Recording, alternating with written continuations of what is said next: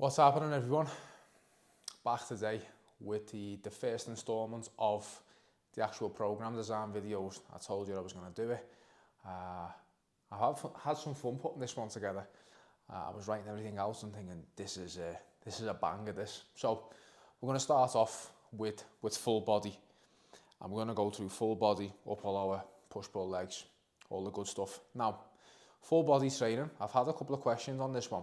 This is a pretty common split, but again, a lot of people mess it up, and they don't get it right. They don't work with in the confinements of the frequency in the way that you want to set it up, right? So let's get into it.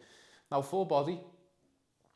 Who is full body for? That's one of the first things we need to address. Is that full body it's not for everyone. I think it's great for a lot of people who are just starting off the first 1 to 2 years in the gym. You're going to be able to leverage the training frequency of 3 times a week hitting a muscle group. You're going to be able to leverage that to your advantage because your needs to bring about an adaptive response from a set, it's very low. You can literally, as a beginner with 1 to 2 years of experience, you can get a ton of stimulus from 1 to 2 sets from a muscle group in a session. Someone who's more advanced, they might need, again, 3, 4, 5 sets for a muscle group in a session. That's where full body comes in, and we leverage frequency.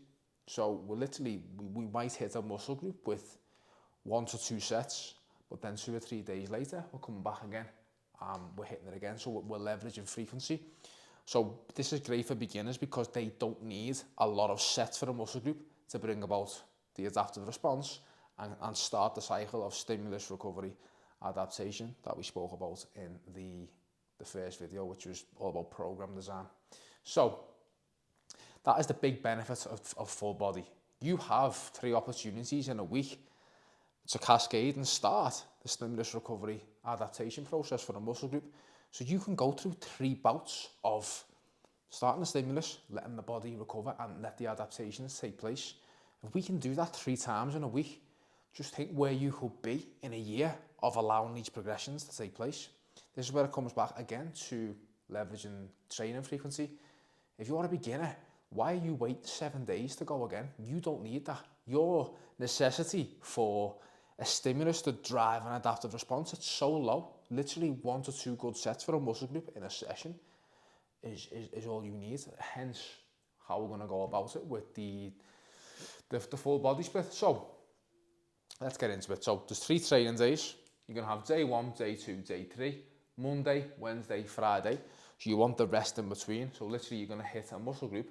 2 days later, you're back again. 2 days later, you're back here. Now, the way we organise and we structure these full body sessions, the first big thing is they're going to be 3 different rotations. Every one of these sessions is going to be different.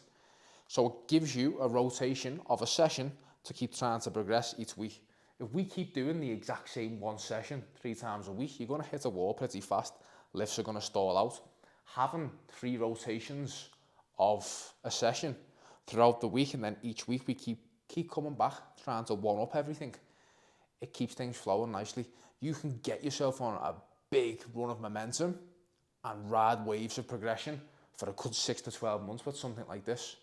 So let's go through the structure of a session. So to start off, what you will notice, on one day you'll start off with leg work. The next day we'll start off with upper body work. The next one will start off with leg. So it changes the hierarchy of importance around with each session. So it just goes through different cycles, different rotations. You come in on one day, it's legs, the second day it's upper body first. So it's a nice way to go about it. So both things get hit when you're fresh some point throughout the week. So our first one, we're basically going to go over your first exercise, some sort of isolated hamstring, okay? Some sort of isolated quad for your second. Your quad compounds, again, let's put a back squat in, and then something for calves. So that's literally 1, 2, 3, 4. That's 5 sets for legs. But here's the kicker. 2 days later, you're coming back in again, right? And you're going to have more sets. Then 2 days after that, you're back in again. That's the beauty of it, right? So that's your leg training day 1. Then we're going to have an incline dumbbell press. That's your chest movement. Shoulder press machine, that's your shoulder movement. Your zip machine, that's like your tricep compound. Now don't forget here, this is a beauty of this and what a lot of people forget about. Do not forget about crossover stimulus.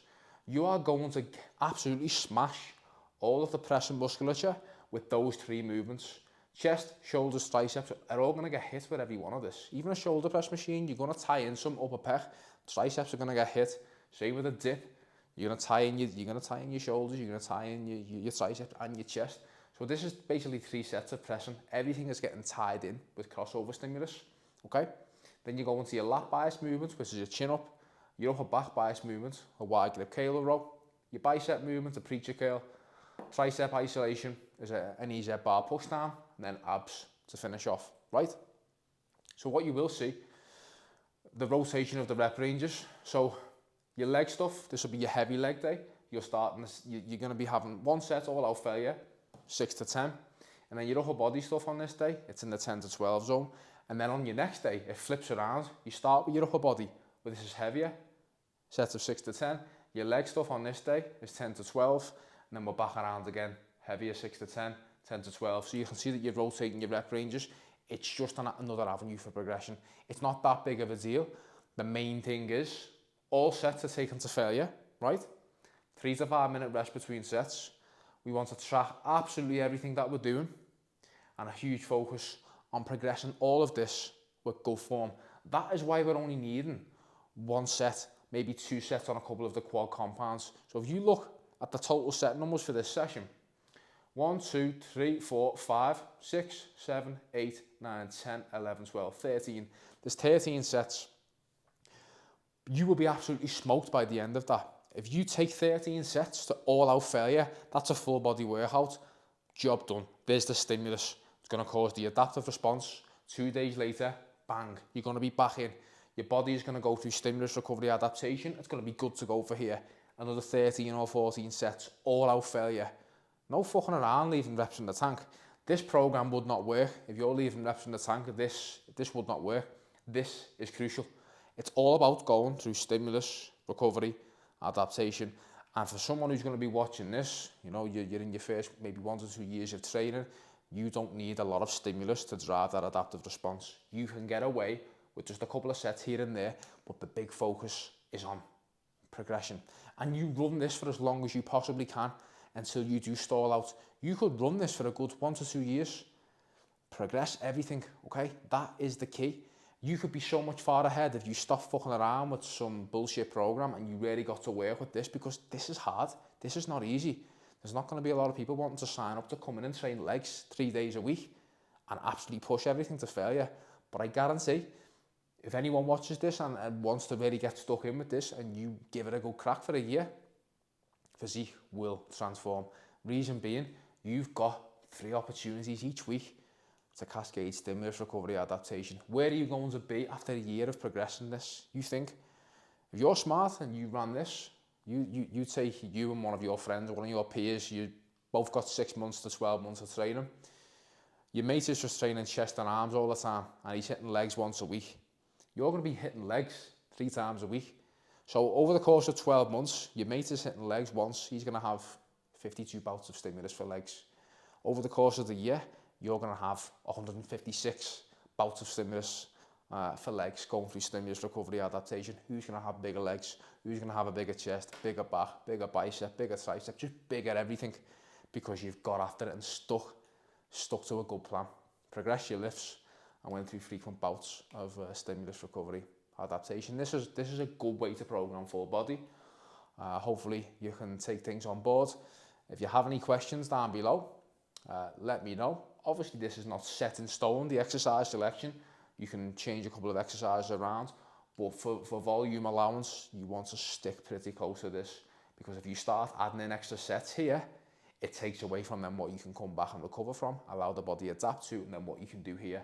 It's all about getting on a good run of progression. Do that for a year, and then at some point you might fully exhaust this, and that might be time for something like an upper lower split or potentially push pull legs, which you will get into in the next video. Now, just a final point, you might be thinking, why can't someone who's advanced, why would someone like myself, why would I not use a program like this? I need more stimulus for quads or for chest as an example in a session. I'm not going to get away with just 3 sets here, 3 sets here. That's not enough stimulus for me right now to cause an adaptive response. I just need a little bit more. And a lot of people who, once you exhaust this split, you will start to find that these sessions are really starting to drag out because you're getting stronger and it is harder to progress lifts, and that can tell us, okay, we need a little bit more stimulus in the sessions. So then we break it up. Instead of full body, we start going into an upper lower split, but we break this up and we bring in a little bit more volume for the directed areas to give you an extra bit of stimulus, which is going to cause the adaptive response, because that's what it's all about. So the more advanced you get, you're going to need a little bit more. So this is great for a certain time frame. You can't run it forever, and that's why someone who's advanced wouldn't be able to run this. Hopefully it all makes sense. Next video coming up will be going over upper lower and how we're going to split that up. So keep an eye out for that. As I say, any questions, let me know. Speak to you all in the next one.